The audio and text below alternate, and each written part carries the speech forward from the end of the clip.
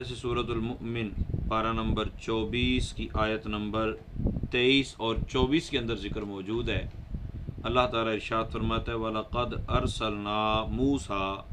بِآيَاتِنَا وَسُلْطَانٍ مُّبِينٍ إِلَىٰ فِرْعَوْنَ وَهَامَانَ وَقَارُونَ فَقَالُوا سَاحِرٌ كَذَّابٌ کہ ہم نے موسیٰ علیہ السلام کو اپنی نشانیاں اور روشن سند دے کر بھیجا فرعون، حامان اور قارون کی طرف،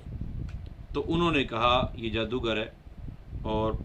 بہت بڑا جھوٹا، معاذ اللہ۔ حضرت موسیٰ علیہ السلام فرعون، حامان اور قارون کے ساتھ ساتھ ان کی قوم کی طرف بھی بھیجے گئے تھے، جبکہ یہاں صرف تینوں کا ذکر ہوا۔ یہ تفسیر صراط الجنان کی عبارت میں آپ کو عرض کر رہا ہوں، ان کی قوم کا ذکر نہیں ہوا۔ اس کی وجہ بیان کرتے ہوئے علامہ اسماعیل حقی رحمۃ اللہ تعالی فرماتے ہیں فرعون بادشاہ تھا، حامان اس کا وزیر، اور پوری قوم چونکہ بادشاہ اور وزیر کے تحت تصرف ہوتی ہے، اور اس زمانے میں لوگ اپنے بادشاہ کے دین پر ہوا کرتے تھے، اس لیے یہاں قوم کی بجائے فرعون اور حامان کا ذکر کیا گیا۔ اور قارون چونکہ اپنے مال اور خزانوں کی کثرت کے اعتبار سے بادشاہ کی طرح تھا، یعنی اب کوئی پوچھا جی قوم کی طرف اشارہ اگر باقی میں نہیں گیا تو قارون بھی تو قوم میں شامل تھا، تو بتایا گیا کہ یہ اپنے مال اسباب کے اعتبار سے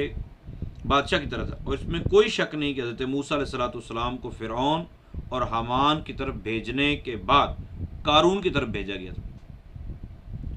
کیونکہ قارون حضرت موسیٰ علیہ السلام کے چچا کا بیٹا تھا، شروع میں مومن تھا،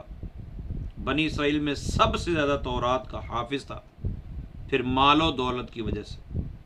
اس کا حال بدل گیا اور سامری جادوگر کی طرح منافق ہو کر مر گیا،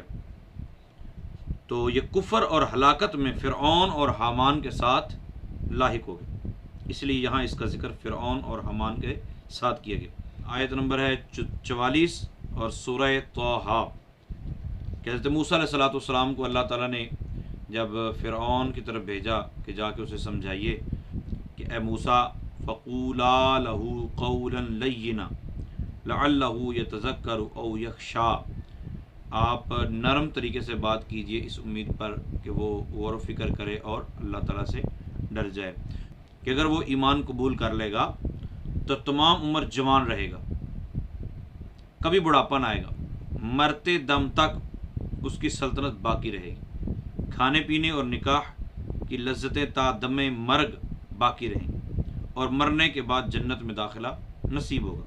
یہ موسیٰ علیہ السلام نے فرعون سے وعدے کیے تو اسے یہ بات بہت پسند آئی، لیکن وہ اپنا کوئی بھی کام اپنے وزیر حامان سے پوچھے بغیر نہیں کرتا تھا۔ اس نے کہا جی ٹھیک ہے میں ایگری ہوں اس بات سے، لیکن میں حامان سے مشورہ کیے بغیر کوئی قطعی فیصلہ نہیں کر سکتا۔ تو حامان اس وقت نہیں تھا، تو اس نے کہا میں پوچھ کے بات کروں گا۔ جب وہ آیا تو فرعون نے اسے یہ بتایا کہ اس طرح ہے معاملہ، اور میں چاہتا ہوں کہ حضرت موسیٰ علیہ السلام کی ہدایت پر ایمان قبول کر لیں۔ یہ سن کر حامان کہنے لگا میں تو تجھے عقل مند اور دانا سمجھتا تھا، لیکن یہ کیا کیا تو نے؟ تو رب ہے اور بندہ بننا چاہتا ہے، تو معبود ہے اور عابد بننے کی خواہش کرتا ہے۔ فرعون نے کہا تو نے ٹھیک کہا۔ یوں وہ اپنے ایمان قبول کرنے سے اور اتنی ساری نعمتیں حاصل کرنے سے محروم رہ گئے۔ اللہ تعالیٰ ہمیں اپنے ایمان کی حفاظت کرنے کی توفیق عطا فرمائے۔ تو حامان فرعون کا وزیر تھا اور موسیٰ علیہ السلام کے مخالف تھا، فرعون کو برباد کرنے میں پورا کردار ادا کرنے والا حامان تھا۔ اور ایک جگہ فرعون کے حوالے سے یہ بھی موجود ہے جب موسیٰ علیہ السلام نے سمجھایا اور یہ سرکشی پر اتر آیا پورے طریقے سے، تو صراط الجنان کی جلد نمبر 7 صفحہ نمبر 284 اور 85 پر موجود ہے کہ فرعون نے اپنے درباریوں سے کہا وقال فرعون یا ایھا الملأ ما علمت لکم من الہ غیری، اے میرے گروہ، اے میرے درباریوں، میں تو اپنے علاوہ تمہارے لیے کوئی اور معبود نہیں دیکھتا۔ فاوقد لی یا حامان علی الطین فاجعل لی صرحا لعلی اطلع الی الہ موسیٰ وانی لأظنہ